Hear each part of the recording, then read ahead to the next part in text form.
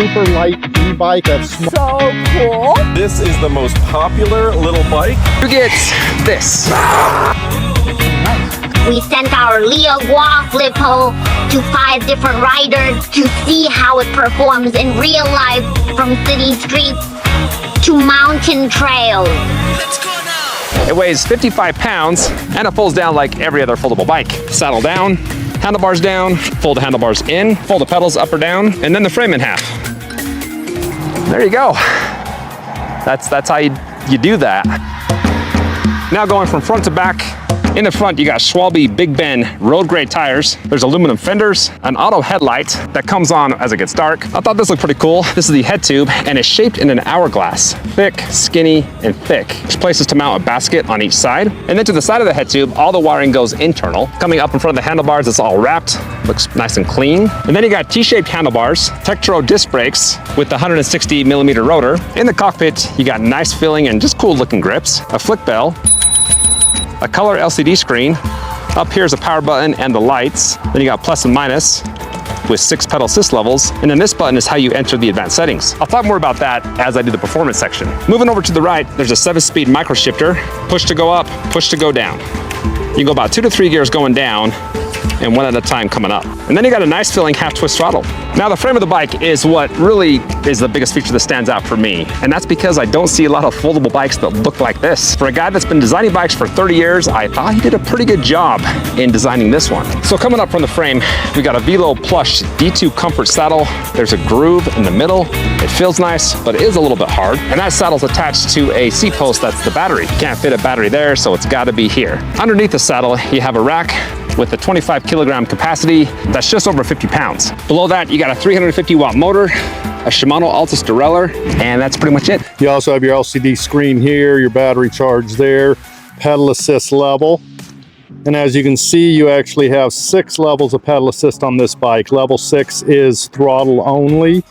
Then you've got your 7-level gear shift, front and rear Tektro disc brakes. So all right guys, we're gonna see just how quick we can get this Flippo e-bike up to 20 miles an hour. So this is on throttle only right now. So we are going up a slight hill and I am in throttle only. So let's see if she's actually able to get up to the 20 mile an hour uphill. Looks like she's able to hit it. So no problem on that. My very first day on this Flippo Pro. So, okay, to begin with, this bike feels so torquey because it's only 55 pounds. So, and it has a 350 watt motor, but it peaks much higher. So, I mean, again, the power to weight ratio is really good, okay? Because again, it's so lightweight. And then it is so nimble, guys, because the tires are small. I mean, they're 20 inch in diameter by 2.15, if I remember correctly. If not, I'll put it up on the screen. So super nimble. Let me get behind John and do some zigzags. Oh my God, it's just so fun. It's so light and nimble. I mean, I'm used.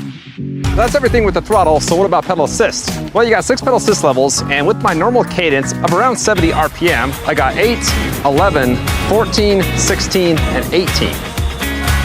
Now on pedal assist 5, if I increase my cadence to about double what I was doing, then I could get up to 21 miles per hour. I wish I would have given us more gears to make that a little bit easier.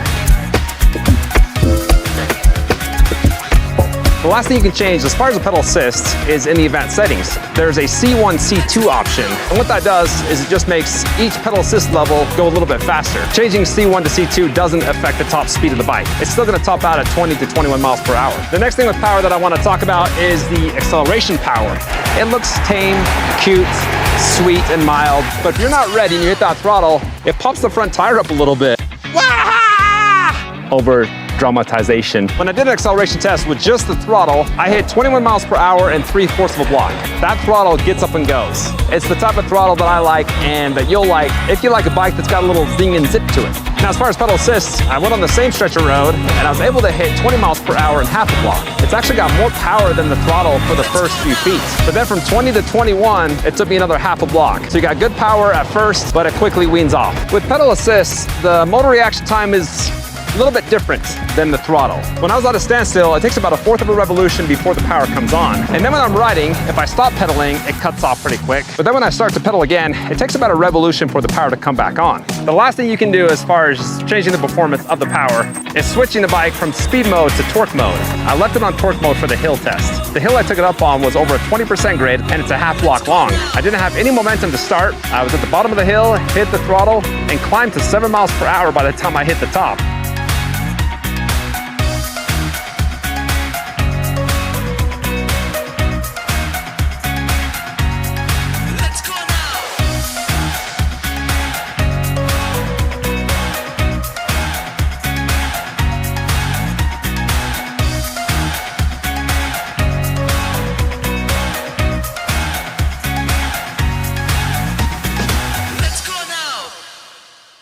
But they talked when they sent us an email that the battery is going to come separate.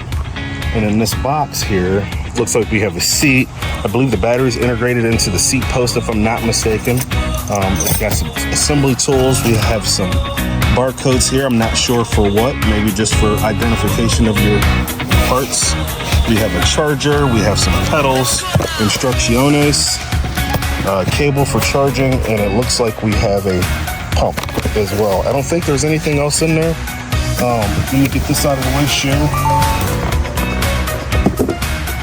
And this came all strapped and wrapped, but we did take that apart so we could go along with this video. But upon inspection, the bike looks pristine, well packaged, no damage to the packaging. It shipped quickly. So next I'm gonna take this out, get rid of all the straps. I'm not gonna waste your time with getting rid of this foam and stuff. So we'll have the bike almost assembled when we come back. Okay, so this is a little different. This battery is integrated as the seat post. It is the seat post. It's got some measurements on here so you can see what height you need. Okay, there's the connection right there. Seats mounted to it. It looks like you can switch the seat. Power indicator, how much battery life you got. Slips right on in. Right? We'll see how far it goes down. Maybe I wonder if that's the furthest they want you to go down. I think it can go down a little further. It's gonna have to, right? Yeah. It's gonna have to. It says max. It said max on there. But I'm gonna just take it down just a little further. So Sherry can like this. Plug it in. Here's the plug. Right here. Goes into the back. Looks like it's got a little twist and lock feature. So it's twisted in there. And I think we're together. It's got reflectors on here. It looks like it's got a power tail light. And I got to go over some more details on this bike. I'm just glancing it over real quick and seeing what we got. All right, we'll be back.